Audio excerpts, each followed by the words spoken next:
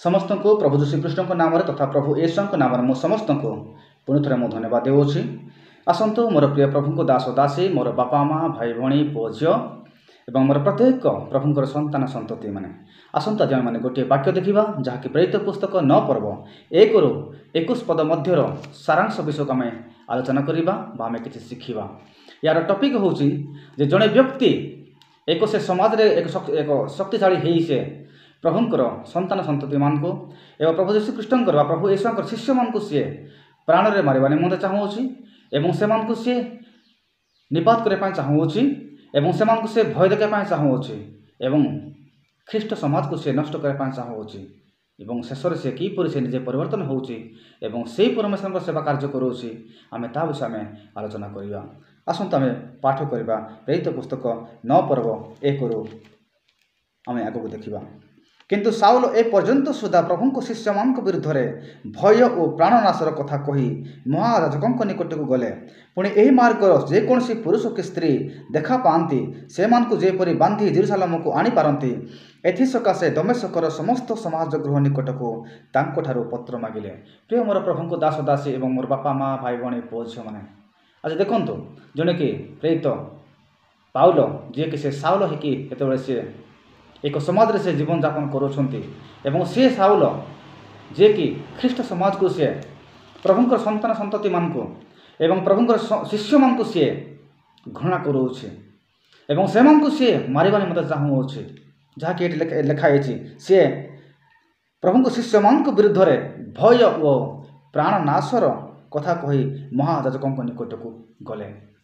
से याजक निकट को जाऊँगी ये जाऊँगी कि से शिष्य मान को से भय देखा निमंते विरोधी करने निमंते एवं से प्राणनाशर हत्या करने चाहूँगी से एवं दमेशकर जेते प्रभु को संतान संतति मान जीवन यापन करुले ख्रीष्ट समाज को से चाहूँगी निपात करने चाहूँगी एवं जिते से दमेश को जीवा पथ को जो इच्छा करोछि से सम्मुख में चाहे पुरुष चाहे स्त्री होना कहीं जो मैंने तांको सम्मुख आसती से जेपरी से समस्त को से बांधिकी जेरूसालेम को आनी बंदी करें हत्या करें से निमंते से याजकों निकट को से जाई से पत्र मागुछि।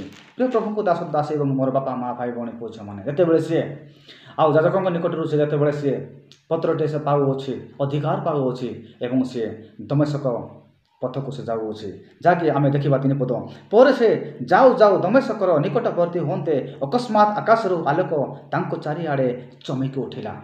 जिते से शिष्य मान को भय देखा निमंते जिते से शिष्य मान को सी प्राण में मारिबा निमंते जिते से दमेशकर प्रत्येक से ख्रीष्ट समाज को से प्रभु संतान संतति मान को से मारिबा जाऊँगी एवं अत्याचार करने जाऊँगी किंतु दमेशक पथर जीवा पूर्व से कौन कर से गोटे रास्तार अचानक भाव उपरू एक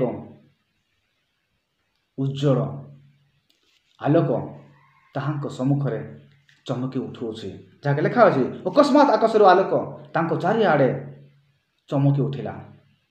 से जीवा पथरे से जाउथिबा पथरे एक आलोक जहाँकि आकाशरू साउलंक सम्मुख में ताहा एक संपूर्ण रूपे ताकू से आलोकटा चमकी उठुछि एवं से भूमि रे पड़ी जाई तांको प्रति उक्त यही बाणी शुणिले हे साउल कहीं आंभ को ताड़ना करोछ। जिते से आलोक ताहांको पर पड़ा एवं से चमकी उठिला एवं से आलोक से कौन करुछना से तले से पड़ जाऊँगी। प्रिय प्रभु को दास दासी मोर बापा माँ भाई भाई पुओ झील मैंने जिते से आलोक ताहांको सम्मुख में उभरवा होउछि से से आलोकर पावर से कौन कर संपूर्ण रूपे से तले से भूमि रे से पड़ जाऊँगी एवं जिते से भूमि रे पड़ जाऊँगी एवं गोटे बाणी आसूची से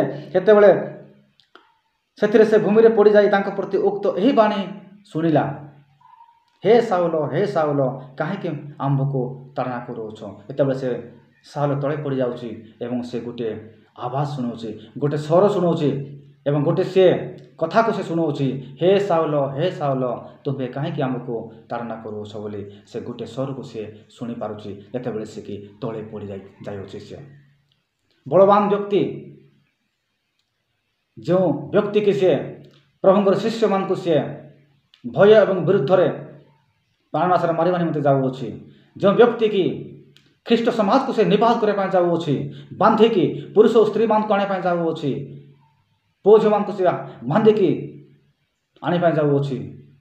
ସେଇ ବ୍ୟକ୍ତି ଗୋଟିଏ ରାସ୍ତାରେ ସେ ପଡ଼ିଯାଉଛି ଗୋଟିଏ ଆଲୋକ ପାୱାରରେ ଏବଂ ସେ ଶୁଣିପାରୁଛି, ହେ ସାଉଲ, ହେ ସାଉଲ, ତୁମ୍ଭେ ଆମକୁ କାହିଁକି ତାଡ଼ନା କରୁଅଛ। ସେତେବେଳେ ପୁଣି ସେ କହୁଅଛି, ସେ କହିଲେ, ହେ ପ୍ରଭୁ ଆପଣ କିଏ? ଯେତେବେଳେ ସେ ସ୍ୱର ଶୁଣାଉଛନ୍ତି ସେତେବେଳେ ସେ ନିଜେ କହୁଅଛି, ହେ ପ୍ରଭୁ ଆପଣ କିଏ? ଆଉ ସେ କହିଲେ, ଯାହାଙ୍କୁ ତୁମ୍ଭେ ତାଡ଼ନା କରୁଅଛ ଆମ୍ଭେ ସେହି ଯୀଶୁ। ପ୍ରିୟ ମୋର ପ୍ରଭୁଙ୍କୁ ଦାସ ଦାସୀ ଏବଂ ମୋର ବାପା ମା ଭାଇ ଭଉଣୀ ପୁଅ ଝିଅମାନେ, ସାଉଲ କେବେ ବି ଜାଣିନଥିଲା ଯେ ମୁଁ ଆଜି ଯିବି ଦମେଶକକୁ ଏବଂ ପଥରେ ମୁଁ ଗୋଟିଏ ଆଲୋକରେ ମୁଁ ତଳେ ପଡ଼ିଯିବି ଏବଂ ମୁଁ ଗୋଟିଏ ଶବ୍ଦ ଶୁଣିବି, ଗୋଟିଏ ସ୍ୱର ଶୁଣିବି, ଯାହାକି ଏ ପୃଥିବୀର ସୃଷ୍ଟିକର୍ତ୍ତାଙ୍କର ମୁଁ ସ୍ୱର ଶୁଣିବି ବୋଲି ସେ କେବେ ଭାବିନଥିଲା। ତାର ଗୋଟିଏ ଭାବନା ଥିଲା, ତାର ଗୋଟିଏ ଲକ୍ଷ୍ୟ ଥିଲା, ମୁଁ ଖ୍ରୀଷ୍ଟ ସମାଜକୁ, ପ୍ରଭୁଙ୍କର ସନ୍ତାନ ସନ୍ତତିମାନଙ୍କୁ, ପୁରୁଷ ଓ ସ୍ତ୍ରୀମାନଙ୍କୁ ଏବଂ ଶିଷ୍ୟମାନଙ୍କୁ ମୁଁ ବାନ୍ଧିକି ଆଣିବି ଏବଂ ସେମାନଙ୍କୁ ମୁଁ ଅତ୍ୟାଚାର କରିବି ବୋଲି ସେ ତାର ଗୋଟିଏ ଲକ୍ଷ୍ୟ ଥିଲା ଏବଂ ନିଷ୍ପତ୍ତି କରିଥିଲା ସିଏ। କିନ୍ତୁ ସିଏ ଦୁର୍ଭାଗ୍ୟବଶତଃ ସେ ପ୍ରଭୁଙ୍କର ସ୍ୱରକୁ ସେ ଶୁଣୁଛି, ଯାହାକି ତଳେ ପଡ଼ିକି ଏବଂ ପ୍ରଭୁ ଏବଂ ସାଉଲ ସେତେବେଳେ କଥାବାର୍ତ୍ତା କରୁଛନ୍ତି। ପ୍ରଭୁ ଡାକୁଛନ୍ତି, ହେ ସାଉଲ, ହେ ସାଉଲ, ତୁମେ ମୋତେ କାହିଁକି ତାଡ଼ନା କରୁଅଛ? କିନ୍ତୁ ସାଉଲ କହୁଛି, ହେ ପ୍ରଭୁ ଆପଣ କିଏ? ସେତେବେଳେ ପ୍ରଭୁ କହୁଛନ୍ତି, ତୁମ୍ଭେ ଯାହାକୁ ତାଡ଼ନା କର ସେ ହେଉଛି ମୁଁ ଯୀଶୁ। ପ୍ରିୟ ପ୍ରଭୁଙ୍କର ଦାସ ଦାସୀ ଏବଂ ମୋର ବାପା ମା ଭାଇ ଭଉଣୀ ପୁଅ ଝିଅମାନେ, ଆଜି ଯେତେ ବି ପ୍ରଭୁଙ୍କର ସନ୍ତାନ ସନ୍ତତିମାନଙ୍କୁ ଭୟ କରନ୍ତି, ଡରାନ୍ତି, ଧମକାନ୍ତି, ଆମେ ସେମାନଙ୍କ ନିମନ୍ତେ କିଛି କରିବା ନାହିଁ। ଆମେ ସେମାନଙ୍କ ନିମନ୍ତେ ପ୍ରାର୍ଥନା କରିବା।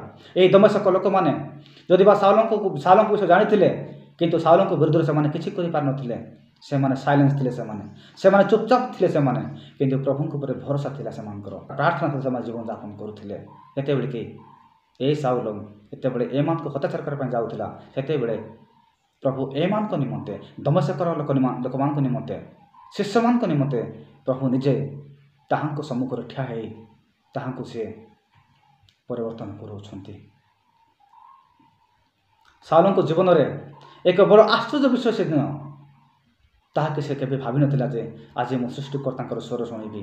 ଯେଉଁ ଯୀଶୁଙ୍କର ଶିଷ୍ୟମାନଙ୍କୁ ମୁଁ ଘୃଣା କରୁଛି, ଯେଉଁ ଯୀଶୁଙ୍କର ମୁଁ ଲୋକମାନଙ୍କୁ ମୁଁ ଘୃଣା କରୁଛି, ଯେଉଁ ଯୀଶୁଙ୍କର ସନ୍ତାନ ସନ୍ତତିମାନଙ୍କୁ ମୁଁ ଘୃଣା କରୁଛି, ସେଇ ଯୀଶୁ ଯେ ମୋତେ ଡାକିବେ, ସେଇ ଯୀଶୁ ଯେ ମୋତେ ଉତ୍ତର ଦେବେ, ସେଇ ଯୀଶୁଙ୍କ ସଙ୍ଗେ ମୁଁ କଥାବାର୍ତ୍ତା କରିବି ବୋଲି ସେ କେବେ ଭାବିନଥିଲେ।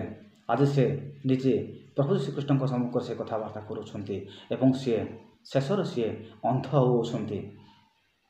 ଦେଖନ୍ତୁ, ଏକ ଆଶ୍ଚର୍ଯ୍ୟ ବିଷୟ, ଯେଉଁ ସାଉଲ କି ପତ୍ର ପାଇଥିଲା ଯାଜକଙ୍କ ନିକଟରୁ ଏ ସମସ୍ତ ଲୋକମାନଙ୍କୁ ସେ ହତ୍ୟାଚାର କରିବା ନିମନ୍ତେ, କିନ୍ତୁ ଶେଷରେ ସେ ସାଉଲ ଗୋଟିଏ ଆଲୋକରେ ସିଏ ତଳେ ପଡ଼ିଯାଉଛି ଏବଂ ସେ ସମ୍ପୂର୍ଣ୍ଣ ରୂପେ ସେ ଅନ୍ଧ ହୋଇଯାଉଛି।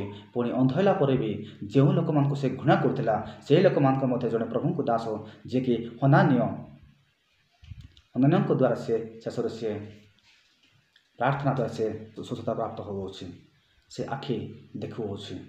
ତାହାପରେ ସେ ଶେଷରେ ସେ ସମ୍ପୂର୍ଣ୍ଣ ରୂପେ ପରିବର୍ତ୍ତନ ହେଉଛି ଏବଂ ପରିବର୍ତ୍ତନ ହେଲା ପରେ ସେ ପ୍ରଭୁଙ୍କର ସେବା କାର୍ଯ୍ୟ ସେ ନିଜେ କରୁଅଛି, ଯାହାକି ଆମେ 21 ପଦରେ ଦେଖିବା। ଆଉ ଯେଉଁମାନେ ତାଙ୍କ କଥା ଶୁଣିଲେ ସେମାନେ ସମସ୍ତେ ଆଚମ୍ବିତ ହୋଇ କହିବାକୁ ଲାଗିଲେ, ଏହି ନାମ ଧରି ପ୍ରାର୍ଥନା କରୁଥିବା ଲୋକମାନଙ୍କୁ ଯେ ଜେରୁସାଲେମରେ ଉଚ୍ଛିନ୍ନ କରୁଥିଲା, ଆଉ ଯେପରି ସେମାନଙ୍କୁ ବାନ୍ଧି ପ୍ରଧାନ ଯାଜକମାନଙ୍କ ନିକଟକୁ ଘେନି ଯାଇ ପାରେ, ସେହି ଅଭିପ୍ରାୟରେ ଏହି ସ୍ଥାନକୁ ଆସିଥିଲା, ଏ କି ସେ ନୁହେଁ?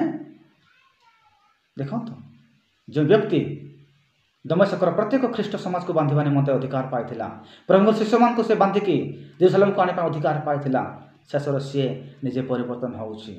କେତେବେଳେ କିଏ ପରିବର୍ତ୍ତନ ହୁଏ ପ୍ରଭୁଙ୍କ ସମ୍ମୁଖରେ ଆମେ ତାହା ଜାଣିପାରିବା ନାହିଁ। ସାଉଲ କେବେ ବି ଜାଣିନଥିଲା ଯେ ଆଜି ମୁଁ ଅତ୍ୟାଚାର କରିବା ନିମନ୍ତେ ମୁଁ ଯାଉଅଛି, କିନ୍ତୁ ମୁଁ ନିଜେ ପରିବର୍ତ୍ତନ ହେବି ବୋଲି ସେ କେବେ ଭାବିନଥିଲା। କିନ୍ତୁ ଖ୍ରୀଷ୍ଟ ସମାଜକୁ,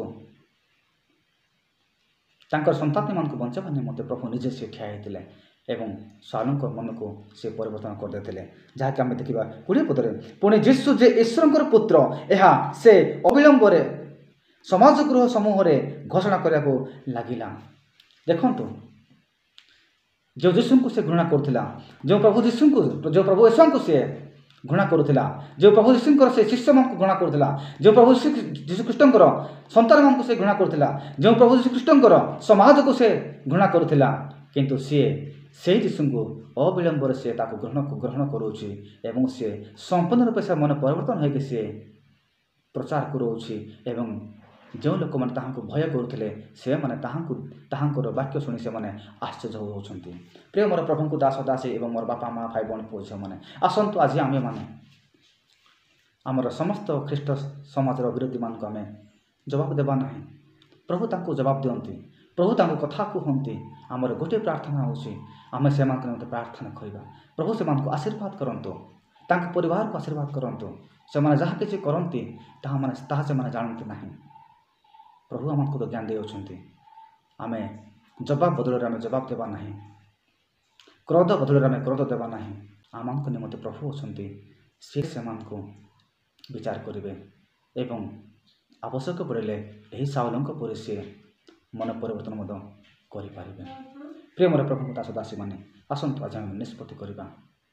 ଏହି ଭାରତ ବର୍ଷର ପ୍ରତ୍ୟେକ ପରିବାର, ପ୍ରତ୍ୟେକ ବାପା ମା ଭାଇ ଭଉଣୀ ପୁଅ ଝିଅମାନଙ୍କ ନିମନ୍ତେ ପ୍ରାର୍ଥନା କରିବା।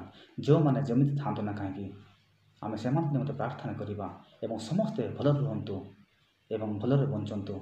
ଏହା ଆମମାନଙ୍କର କର୍ତ୍ତବ୍ୟ। ପ୍ରଭୁ ଆଜି ଆମମାନଙ୍କୁ ଏହି ଛୋଟ ବାକ୍ୟ ପ୍ରତି ଆମମାନଙ୍କୁ ଆଶୀର୍ବାଦ କରନ୍ତୁ। ଆମେନ୍।